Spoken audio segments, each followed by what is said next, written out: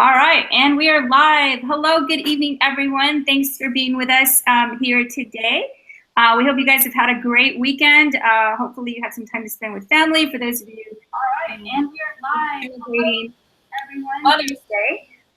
Here today. Hopefully had a chance to do that. I've got several screens going here. There we go. All right. So thanks again for being with us. We've got a really great show for you this evening. Great topic on secondary STEM tools for World Ocean Day. That is really great. And I'm going to start that topic on secondary. All right, we're getting feedback, so I'm going to pause for a second. Okay. That is really great. And I'm going to start that. Catherine, do you have two windows open or just one? All right, we're back. I'm going to pause for a second. I have just one window. And I'm going to set that. Catherine, do you have two windows? All right. I've muted on my end too, so I think we're good. Okay. I'm not hearing it anymore. All right, there we go. All right, yay! All right. Yeah, that's what happens when you have multiple computers going plus multiple browsers with the same thing on different things. So I think I got it though. I think I've muted and closed everything that needed to be closed. So anyway, once again, thanks for being here with us. Like I said, we have a really great show for you guys this evening. It is on secondary STEM tools. And this is, of course, in honor of World Oceans Day, which is coming up in June, so not too far from now. And our guest speaker, who I'll introduce you in just a second, is going to be sharing some awesome stuff that you guys are going to be able to use in your classrooms for anything that you might be doing around this topic, especially, of course, before the day, right, before the occasion. Yeah. So what I want to do really quick is just sort of say hello to those of you joining us live. I've seen some of you already on the live chat, so thanks for being with us live. Please feel free to go ahead and post your name, post where you're coming from. And of course, any questions or comments that you have along the way, feel free to post those onto the chat. I'm going to be monitoring that for us and certainly addressing any questions you might guys have and bringing those up during our Q&A so that we can go ahead and answer any questions. So without further ado, I'm going to go ahead and introduce our guest speaker who is joining us from California. We've got Catherine Saldutti, and I hope I pronounced that right. Yes, Catherine? Got it. It's all good. Awesome. So Catherine is the president of EduChange, and she's going to be telling you a little bit more about EduChange as we move along. But what I can tell you, just from what I've seen so far and from the topics that we've been talking about, I think this is going to be just a really great partnership that we've formed with EduChange and EdTechTeam's Impact Labs to be able to bring you guys these sessions. We're actually going to have a series of these, which I think are so important and valuable because they target the STEM areas. And I know a lot of you focus on those, and even if you don't necessarily teach specific things to just science, I think some of these things are certainly applicable across different curriculums. So anyway, I'm not going to take any more time. I want to pass this over to Catherine so that she can go ahead and share what she's got ready for us for this evening. Catherine, it's all yours. Great. Thanks, Monica. Hi, everyone. I just want to say a quick hello live to you, just wave to you. And we are all very excited to celebrate Oceans Day, which is June 8th. But first, we wanted to prep you a little bit and give you a lesson. And I'm going to take you through a demo of that lesson. And then we're going to provide you that lesson at the end. So this is actually some content for you to use in your classroom. And it integrates a whole bunch of really cool tech. All right, so I'm going to go into just a few PowerPoint slides just to frame what it is we're trying to do here and get you started on your way. So let me take a look at our share screen here, and we'll get this started. And Monica, you let me know when you can see my screen. I can see your screen. You're set. Okay, great. So this takes an integrated STEM or STEAM approach. Just to go over the acronym for those of you who don't know: science, technology, engineering, possibly the arts, if that's something that you integrate as well, and mathematics. And all of those great areas and disciplines can be integrated in the study of the oceans.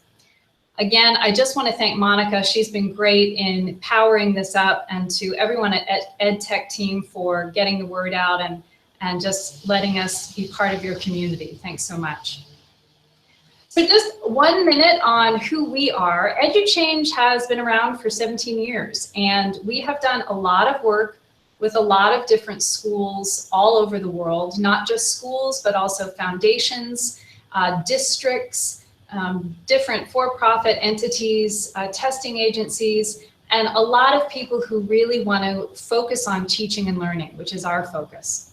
So what we do is we transform all the research and the tech that's out there, and I know it can be dizzying and daunting, but we take that and we transform it into things that real teachers can use to transform your teaching and learning. So this lesson is actually part of a very large program that is available to secondary schools. It is integrated, it's comprehensive, it's multi-year, and even though it integrates all these different disciplines, it actually only replaces science class time. And that's something, you know, we can get into a little later. Globally relevant contexts like World Oceans Day, like ocean acidification, like ocean environmental health, that is what drives the program. And we have a variety of different strands, we call them. You see these little gears being powered up by inquiry, and we proceed through those. We're going to be taking our lesson today from environmental dynamics. So this is more of an environmental focused lesson. And what we like to remind teachers is that when you're thinking about authentic STEM research, which is what real STEM professionals are doing out there in the world, that requires integration. Okay, so they don't split up their disciplines and decide who does what. They all come together and talk about the research as a team. And that's the very experience that we like to try to emulate and mimic in our program. So here are the inspirations for today's lesson. We have Ocean Tour #1, which was inspired by the US National Oceanic and Atmospheric Association, better known as NOAA. We have Ocean Tour #2, inspired by the XL Catlin Sea View Survey, based in Australia, but both of these tours actually explore the oceans globally. And Ocean Tour #3, Google Street Views and Google Earth using Voyager. So if you haven't seen the new Google Earth, I think you're in for a treat today. So here's how the lesson is designed. We have these guided tech tours. Catherine? Yep. Sorry, just really quick. I just wasn't sure if you intended, your presentation has just been on slide 1 this whole time. I wasn't sure if that was supposed to be the case or not, but I just wanted to let you know. No, it's not supposed to be the case. It has been. There we go. Okay, yeah. Now it's. Maybe because it was in slideshow? Not sure. It may be because we couldn't, it stayed on the first slide the whole time. Okay, not to worry too much. We're going to come back to some of this stuff anyway, but can you see the lesson design slide okay? Yes, we can. Okay, great. Thanks, Monica. So the guided tech tours of authentic STEM resources are all part of this lesson. So you'll see that, you'll get that document. We include screenshots. There are thought questions and tasks for the students. And the lesson is actually designed for about 2 40-minute periods, just to get your planning situated. So if you have longer blocks, you can perhaps complete the whole thing in just a block. What are we doing in this lesson? We are celebrating ocean data, okay? What do we mean by that? Well, all kinds of data collection, some of which you might not know exists. We're going to take a look at that right now. How are data organized? And how do scientists and technologists analyze the data once they're collected, these vast resources of data? We're going to take a look at tech tools for STEM. So these are authentic resources that researchers actually use.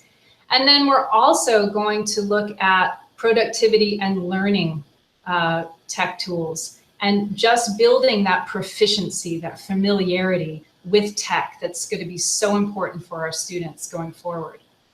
There are partner segments, so students work in partners, and there's time for the whole class to come together and do some discussions. Okay, we're not going to be able to simulate that as well in the demo, but the important thing is that each student has a device, okay? And they're going to use the lesson to click into things using their device, all right? So the demo that I'm going to start in a second is going to be slightly different in terms of the layout, just because this isn't a real classroom. We will have some video clips. They may have a short delay. Monica's going to help us out with that. And all links and resources are provided right in the lesson. And they're also going to be provided during this recording. You can always come back to the recording if you're going through the lesson later and you just forget something or you want to see how I did something. So not to worry, it's all there for you and we're going to get it going. So sit back, relax, as they say, and enjoy the tours. So now what I'm going to do is I'm going to get us into a different screen here. And to do that, I'm going to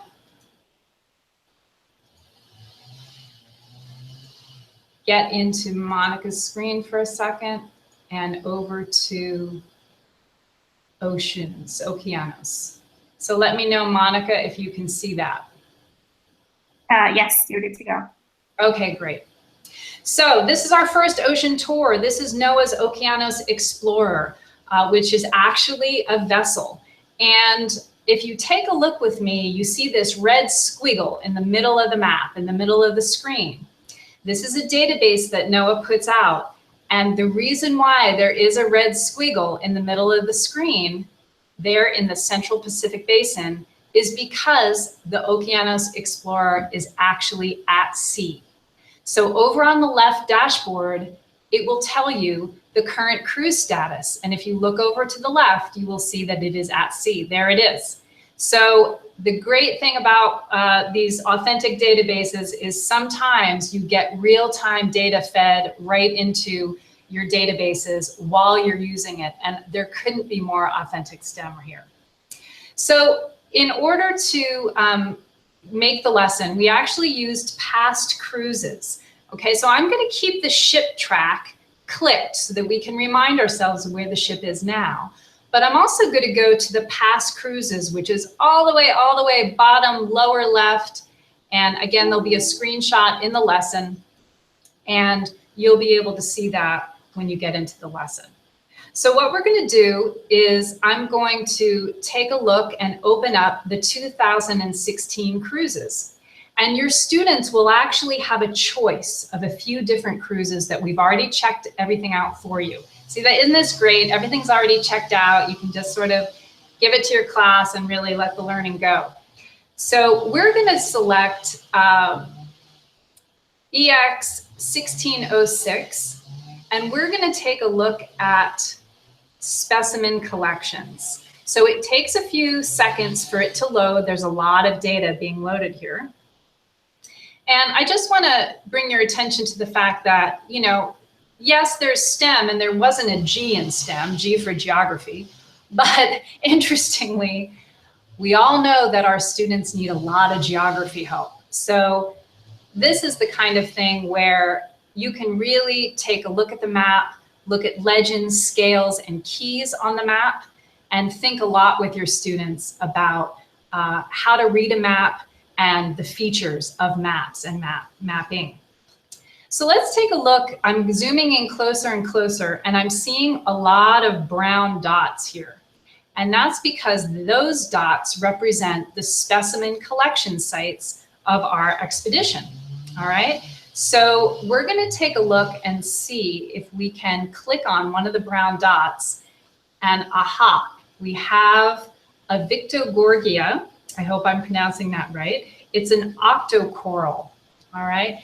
There's lots of data right here that you want to get your students to take a look at. There's places in the lesson for them to record it. But we're going to take a click on this image to make it even sharper And Monica, let me know when you see the close-up.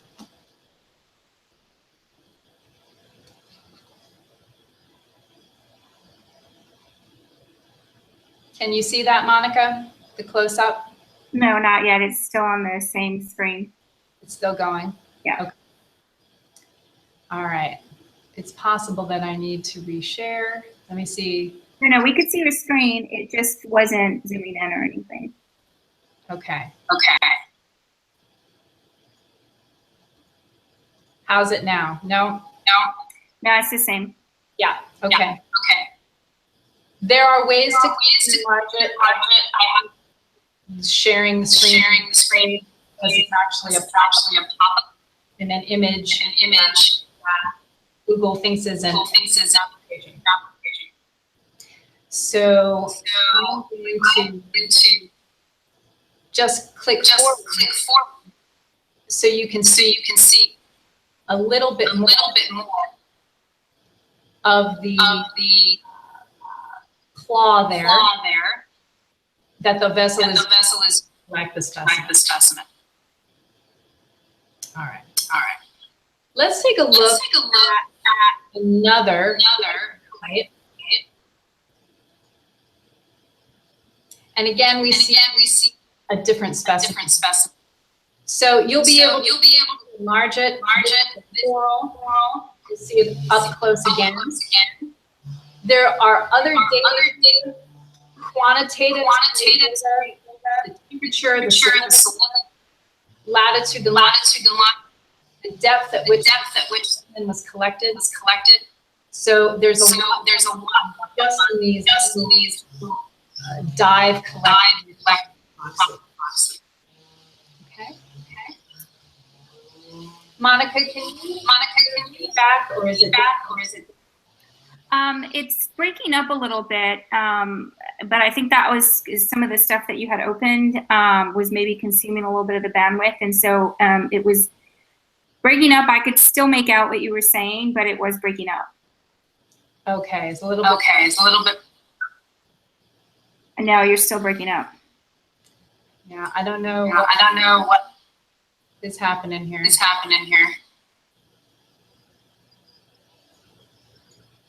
All right, let's just. I have everything closed. So let me. Here.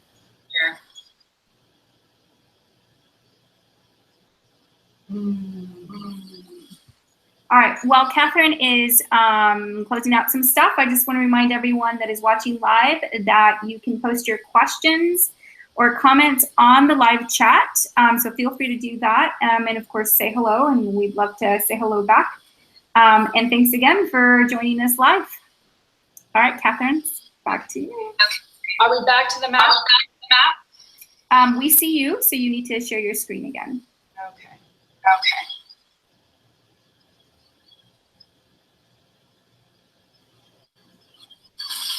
And are we back to the map? Yes. Okay, great. And we can hear you perfectly. Great. Okay. I'm going to go now. Different questions. Students can be asked. Take a look at the site. Take a look at where they are. So you can zoom out. See where you are. And again, you can always track if you do have. So we're going to add data, and this is very interesting for students because it seems like right now the map is a little bit empty. We're going to click on marine protected area. So on the left, using the add layers.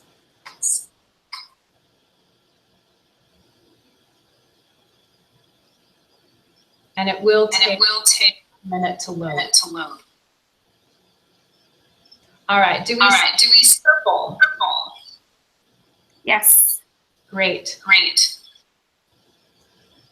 These are all protected areas.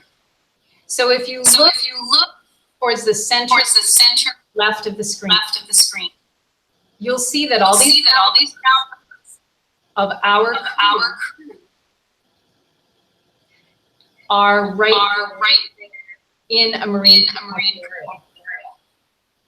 And also the cruise at sea is going through protected areas as well. And this is interesting. We talk about research, talk about environment, and why it's important areas preserved. A lot of the reason the need for exploration.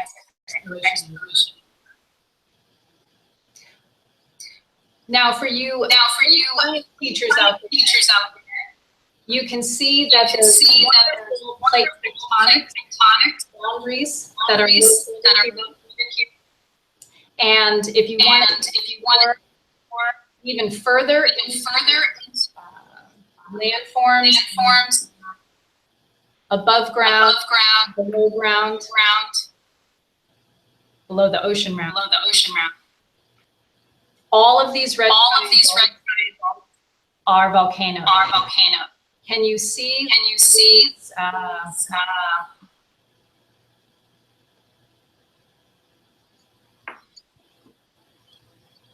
And Monica, are the red triangles? Yes, they're tiny, but yes, I can see them. Okay, great. And so you can stand around and take a look graphically at where the sites are and how they sit in the ocean and around the landforms. This is really important for students to think about when they think about what researchers need to do to answer questions. Oftentimes about the specimen, although they're really, but it's also about the various locations and the various of weather, salinity, of temperature in which the specimen. Okay. So let's take a look. One more thing on the dashboard. On the left-hand dashboard, there is a legend. And so if you're ever wondering here, add language, we direct the students to the legend. And again, improve their map interpretation of underwearing. Okay, let's go back. The current ship track. See where we are. See the red. Now we have a treat today. Since they are at sea, we have been able to habit some of the recordings. This particular expedition just collect. So you tell me when you can the next video. So I see your screen, so we're set there. Do you see a peek at problems? Yes. Okay, great. So let's and take a look at water. The same vessel whose data you just took.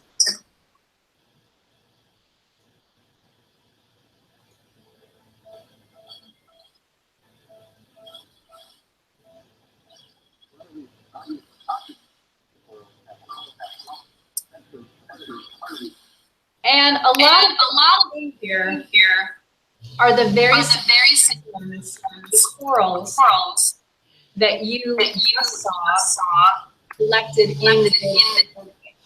They've also collected video data. So they have vessels that go through and collect in the same way the actual specimens are removed. Okay. So this is 2017. We're going to look at a full zooplankton. You can see the vessel that takes the video. underwater and happening. happening. Just a beautiful, Just a beautiful plankton. And the researchers dialogue while these videos are being filmed, they identify in real time you if you're and even if it's like this one, it's really worth going back into because some of these just have never been photographed or videoed. So really special for NOAA to be capturing that and sharing that with us. Okay.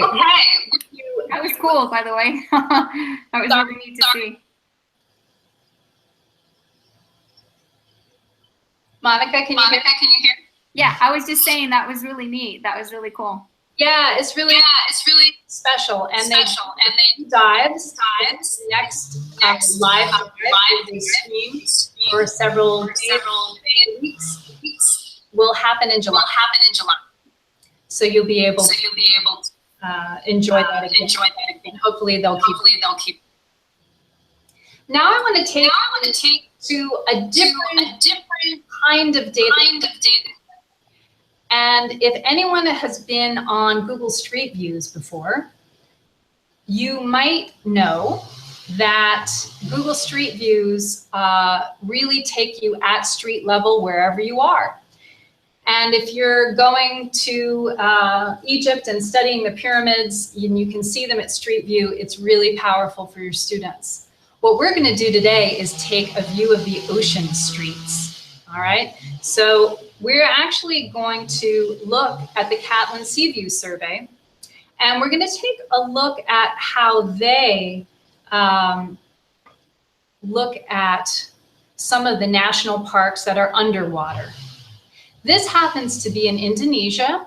This is Bunaken National Park, and you can see the panoramic view at street level, as it were, but at a coral reef underneath the ocean. This park, as it says here, is home to some of the highest levels of biodiversity in the world.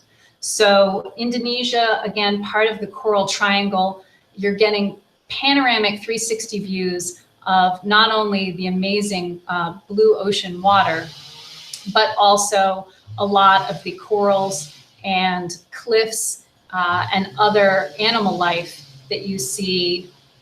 Just gorgeous. And of course, all of the fish. So in this part of the tour, students really think about the street, quote unquote, that they're viewing. They're also thinking a lot as we go into the Galapagos. A lot of you might have been to the Galapagos and seen some of our lovely sea lions, either there or elsewhere in Pacific waters. You will really appreciate, if you dive or if you snorkel, how wonderful all of this is. It's just so real. You are just right there, just like the divers are. And again, you can think about in this panoramic view, you can treat it like a survey sample. And later we're going to see exactly how Catlin Sea View survey actually does that. So if we're thinking about data that gets surveyed, it also is really super important for students to see these underwater 360 views. I'll go to one more just because they're so super cool. This is from Shelley Beach, big blue fish. We love her, or him, I'm not sure, in Shelley Beach in Australia. This is, I believe, right near Sydney, Bondi Beach, and home to a lot of, again, amazing wildlife and biodiversity. So the XL Catlin Sea View survey that provides these wonderful videos and panoramic views, they are conducting a rapid assessment of the current state of the coral reef systems all over the globe. And one of the reasons why that's important, which you may know, is that our reefs all over the world have just experienced yet another major coral bleaching event. And that's not good. Especially in Australia, they're really worried about the Great Barrier Reef right now. But there are ways that scientists are working rapidly, hence the word rapid assessment, to try to figure out how to ameliorate the damage and revive those reefs. But again, just some beautiful panoramic footage here that you can only get through street views at street level. All right, we're going to take you to show you a little bit about the actual data collection mechanism. Okay, this is sort of a torpedo-like camera that the divers actually swim with, and then they do some time-lapse videography. So, Monica, are we at the YouTube page, ready to look at this video? Okay, great. So let's take a look and see. I am going to give you a little sound in the beginning, and then I'm going to mute it. It's a little easier to do it that way.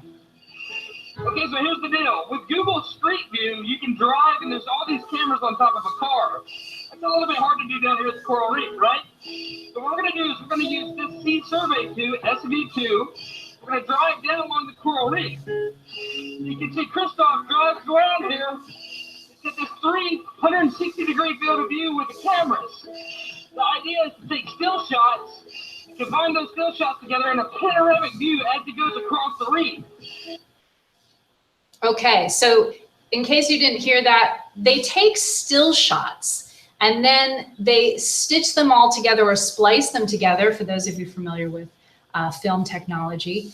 And again, I just think this is a fantastic way. If you have film students, if you have students who are interested in photography, interested in diving, this is a great way to talk about data collection, because these tools now are really crossing over into video production and the arts. So if you want to excite some of your theater students and film students and get them into STEM and get them using their skills, you know, I just think this is a really fabulous connection here. Pretty cool camera. Dustin, you might recognize him. He's from Smarter Every Day. He does a bunch of different sessions, and they actually allowed him to come with them on this dive. So in just a couple seconds, you'll see how they quickly do time lapse, but this is how the diver actually films these street views. So someone actually has to go under the water and dive through and swim through and make sure that the camera's working properly so that we can sit in the comfort at our own desk and watch this data acquisition. So how's this for data collection, folks? This is 10 times the speed at which he's actually swimming. So again, a wonderful way for students to understand what is time lapse. Why do we use time lapse videography and photography when we are trying to think about models of nature, when we're trying to think about a lot of different ways of viewing our planet and our Earth? So I just want to take us into some of the data. Again, Monica, I'm just going to check in with you and see that you can see my different parts of the world here in my XL Catlin Sea View survey data. All good. Cool.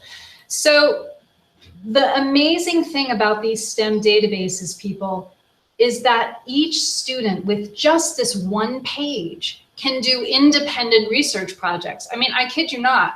I don't know, you just bring them to the page and, oh, Australia, look, there's 120,819 panoramas. Huh, okay, go to town, folks. But seriously, it becomes a really nice place to provide some choice and to provide some guidance to students who are just interested in different parts of the world or want to research a little bit about their own.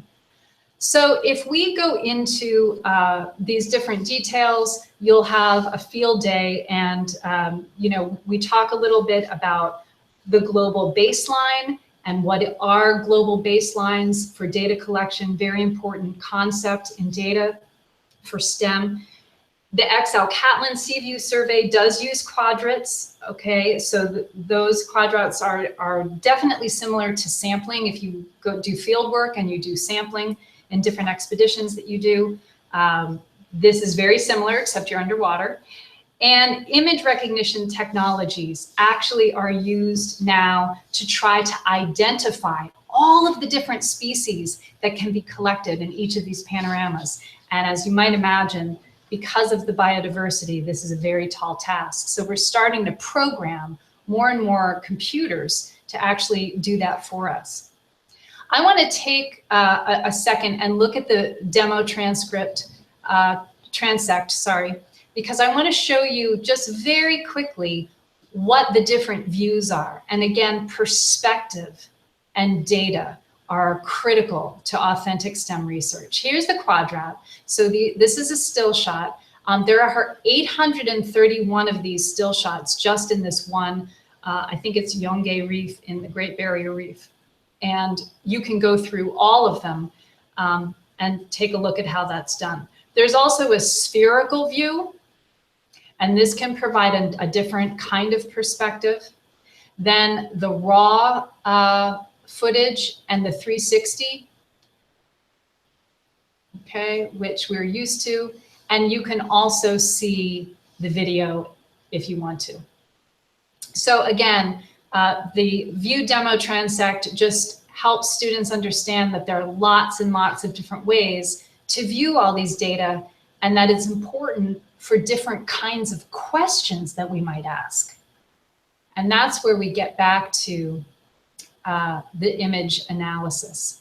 So there's one more piece of this that I want to show quickly before we get too far afoot. And here we are. So when we come back to this homepage here with the different surveyed data from all over the world, we can go into view image analysis. And you can see there's a long list of places all over the world. I think we're gonna head to Mexico right now, because why not, right? And let's see if we can take a look at Tulum. This was taken from a site near Tulum in August 2013. So we're gonna click on it. Now, talk about amazing, amazing stores of data. These on the right-hand side are all the different sources or specimens and species of different types. So coral species, for example, if we select it, it will populate. Soft coral also will populate. And anytime you see the green on the screen, that's where these different kinds of organisms are. Now, all I did was mouse over. That's all I did. And what do I see? I see how much in percentages we have in terms of soft coral, corals. We can also look at algae. Estimates of the percentage cover may not reflect the benthic structure, okay? But these are all different quadrats as 1 meter by 1 meter. Imagine the whole ocean. They're trying to get as much information as possible in 1 meter by 1 meter. This is pretty interesting if you want to take a look at ways to engage your students mathematically. Obviously, there's a lot here to plug into, some formulas, some spreadsheets, and really get them going to answer some questions. So that's the XL Catlin Seaview survey. Again, very, very impressive, based in Australia, but involving lots and lots of researchers internationally and going all over the world to collect their data. We're going to go to our last tour right now. And Monica, you're going to let me know when we reach Google Earth on your screen. We're there. All right, we are there. Cool. So one of the things that I want to just share with you, and Monica, you can feel to chime in as well. This version of Google Earth is special because it is newly updated. Now, we've had Google Earth for a while, but as some of you users might know, that it might not have been working on all of your browsers. So this one now works on Chrome. As you can see, it says Earth for Chrome up in the top right corner. So again, a brand new sort of updated Google Earth. There's much more to come, but again, we do have some of the ocean tours populated, and I want to take you on another street view. Before I do that, Monica, did you want to chime in to anything about Google Earth? No, just really the fact that it's available across different devices now, like the ease of it is just such a great thing. So you mentioned that. And lots of really great features, which I think you're going to probably show us a couple of those now. So it's all yours. Yeah, okay. So in Ocean Tour 3, we have to find some sharks, because I don't know who you teach, but when we teach adolescents, there's nothing better than shark dives, you know? And so we're going to take a look at a shark dive right now. And we're going to use this left dashboard now. This nav bar or this dashboard is maybe a little new to some of you, but if you take a look, there's some buttons that you're used to and some icons that you're used to. This one, the Voyager that we're going to use today, is the ship steering wheel, and you might not be as familiar with that. But if you click it, you will come to a screen where in the center of the screen, you have different kinds of menus to choose from. We are obviously today in the nature screen, and there is actually more than just the shark dives. There's lots and lots of environmentally focused Voyager expeditions and Google Earth explorations that you can do. I scrolled down till I reached searching for sharks in Street View, and this is brought to us by the Ocean Agency. So I'm going to go ahead and click on it, and it pulls up a really nice sort of cover screen, title screen that says dive in. So once again, we're going to be at Street View within Google Earth. And here we go. I thought I'd take you all to Fiji today.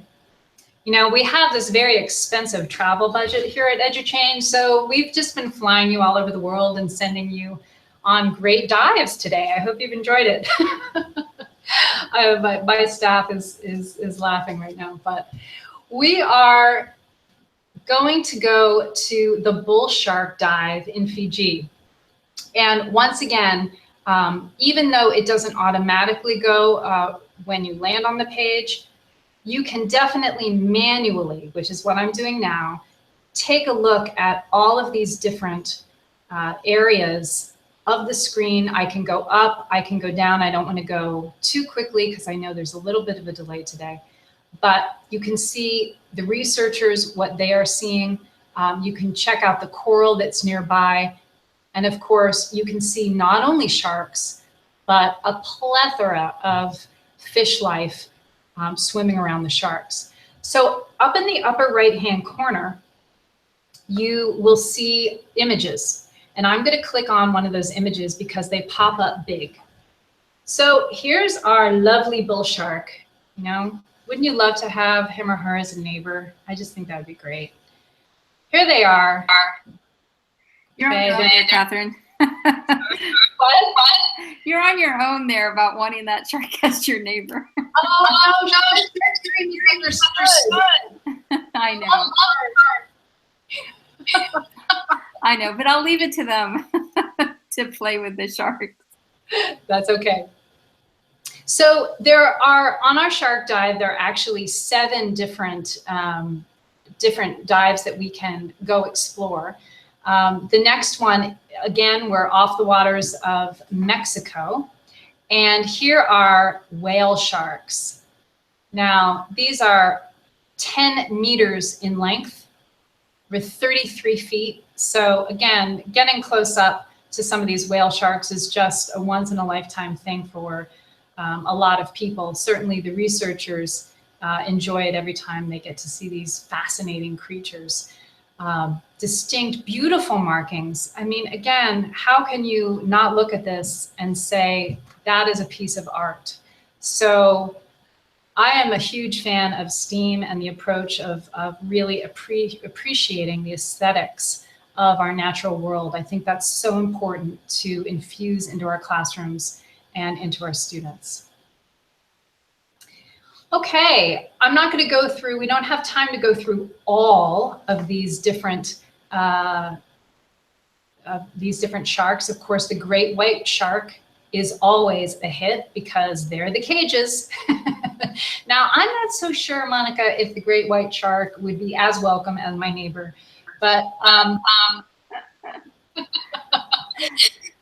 don't know, maybe if I like these guys. Yeah, I'm not even sure I'd do that in a cage. Yeah.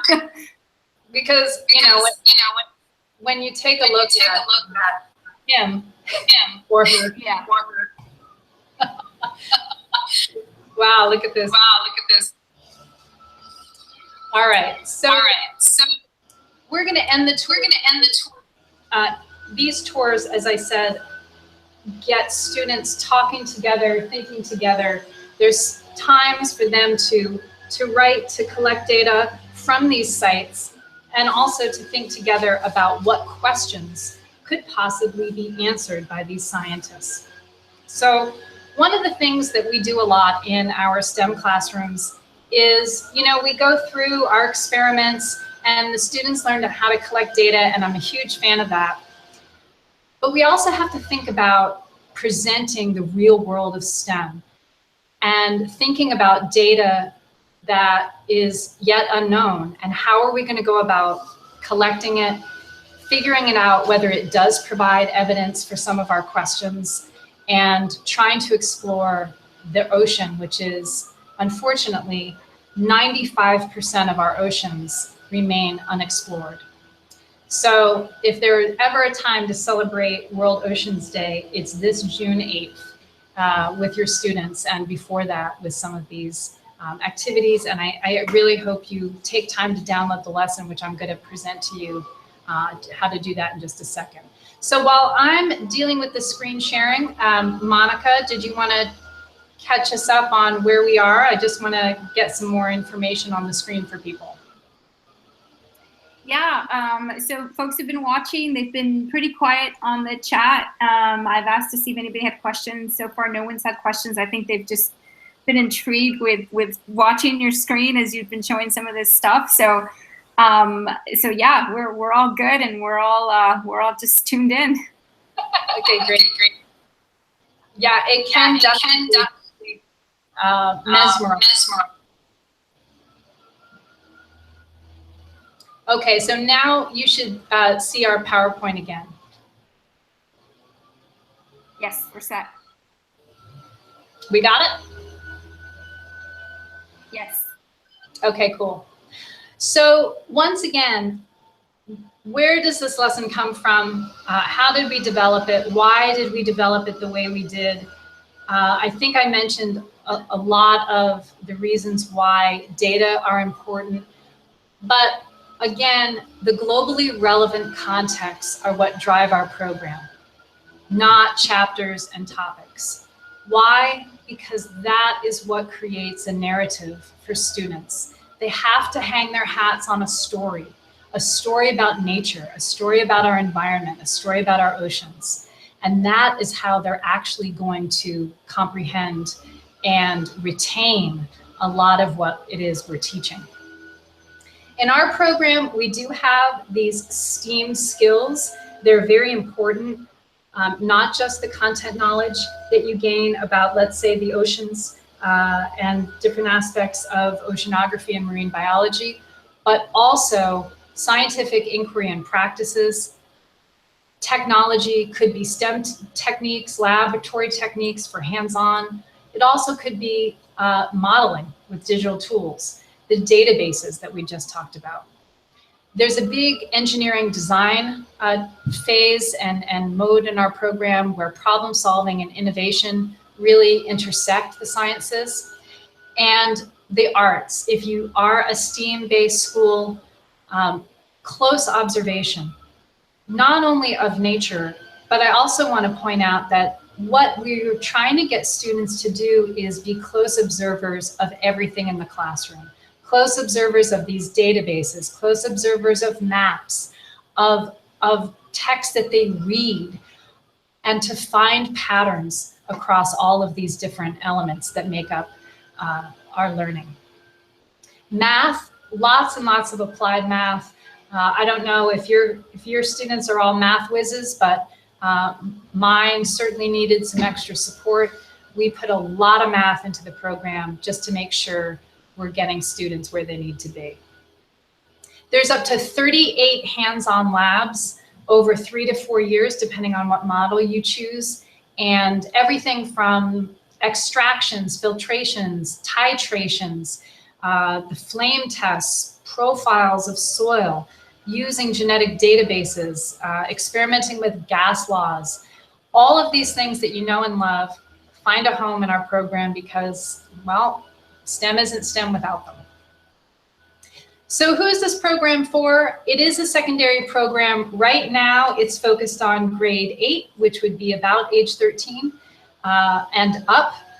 There are 4 possible coherent progressions, and there's an emphasis on coherent because I know that teachers piece together and string together a lot of different, very disparate lessons sometimes that you might download.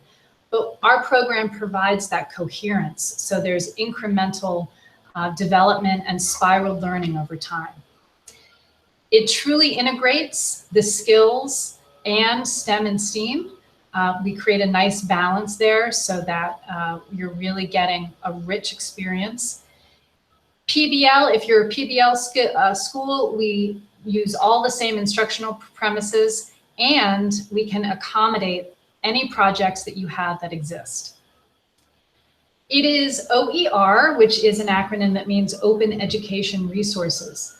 That means that everything is modifiable and adaptable by teachers, all provided digitally, and there's no additional textbook that is needed. So if you like Google Docs, as I think you all do, we can deliver the whole thing in Google Docs. You can modify and refine what it is you need. In fact, we take it to the next step so that students personalize or author about 1/3 of their text.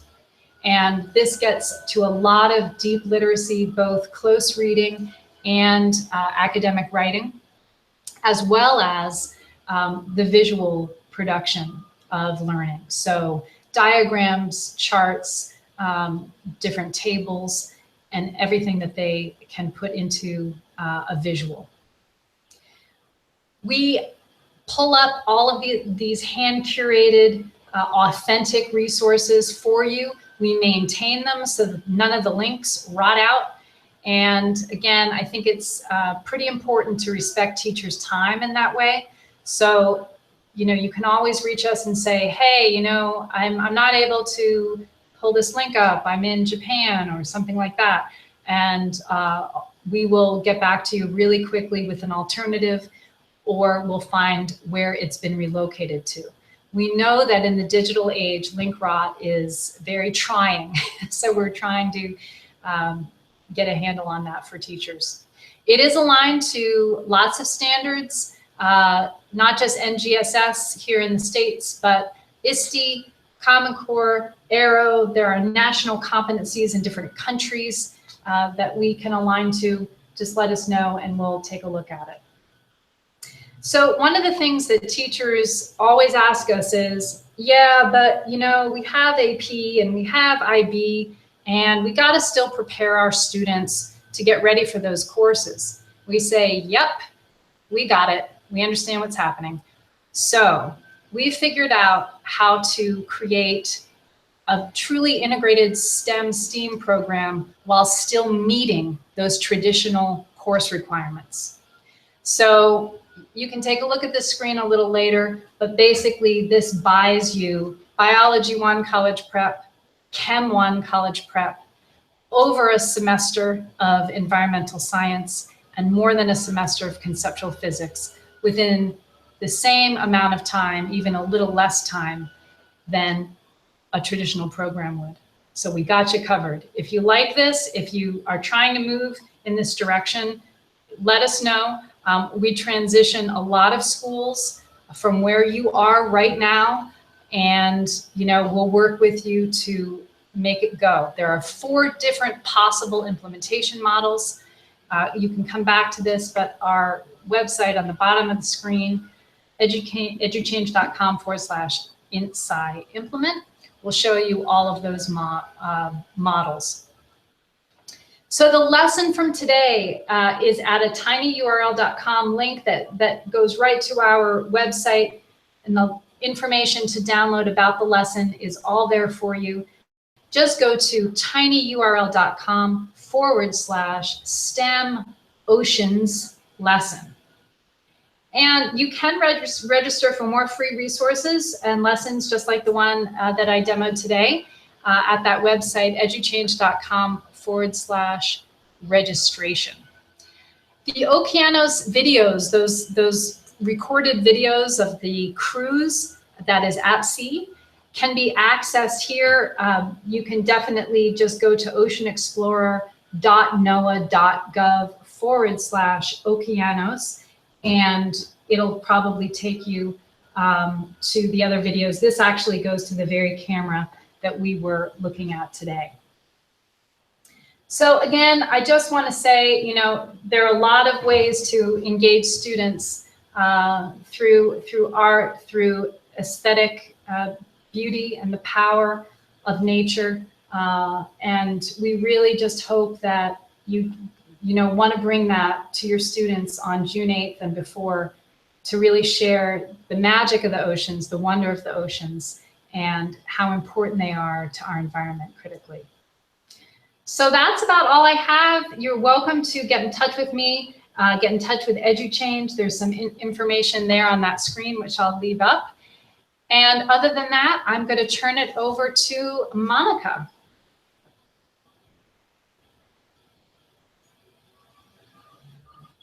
All right, thanks so much, Catherine. I'm going to leave it on your screen so that people can see that, and we'll of course be sending out a follow-up email to everyone that's going to have the information that you guys need, including the link to this recording. We did record this session, and so those of you who came in a little bit later into the Hangout, so that you're able to sort of go back and see the whole thing, don't worry, we're going to send you the link so that you can sort of unpack this at your own pace at a later time. And for those of you watching live, obviously you've gotten the link, but within that email you'll see some links to additional resources, including how to get a hold of Catherine to be able to find out more about what EduChange offers. She showed you a little bit of stuff and she talked a little bit about that, but she'll certainly be your best contact to be able to get more from her.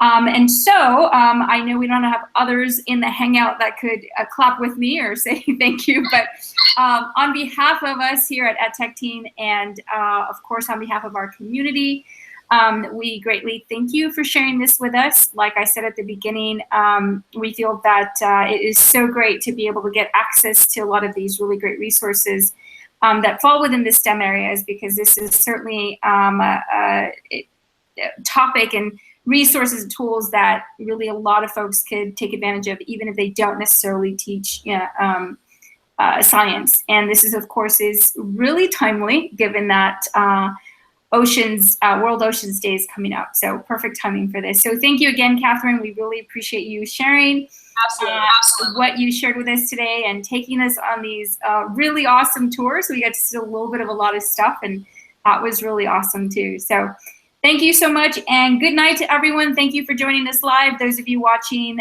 the recorded session, if you want to join us live next time, like I mentioned earlier, Catherine will be doing a couple of these with us. So if you want to join us live next time, look out for the link so that you can join live and be able to experience this as Catherine is sharing these adventures with us. Good night, everyone. Good night. Good night, Catherine.